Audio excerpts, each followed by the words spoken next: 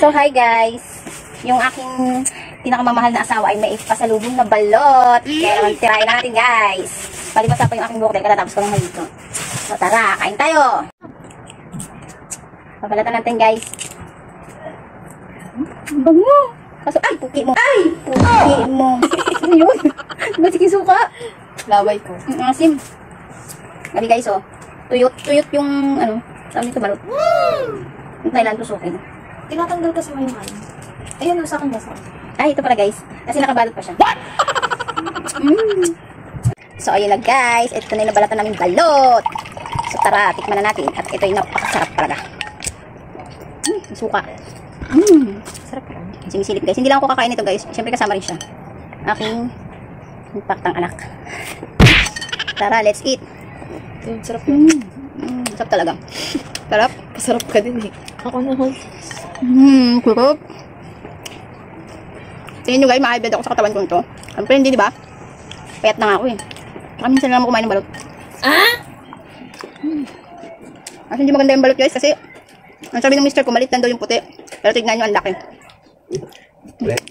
Tigos? Wala mang puti nga. Ang tatang suka.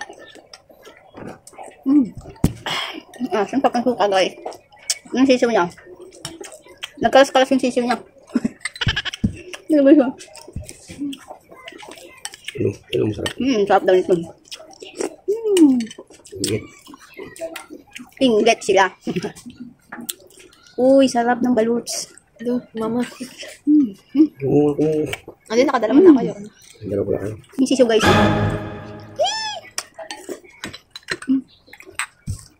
Ang sarap niya. Guys, umuli pa ako ng daga.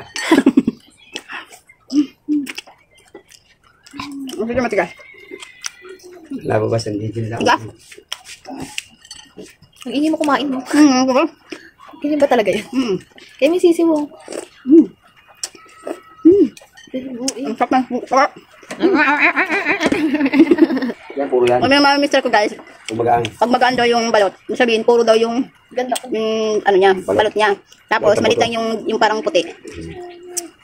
Cute yarn. wala ka na rin. Wala kang dugo niya guys. So ayun nga. Ngayon guys. Pero hindi pa ako nabusog kasi meron akong kahati eh. So Ben, Ay, saan? guys shot.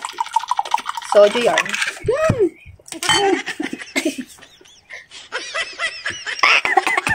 Walang cheese ah! Hinang.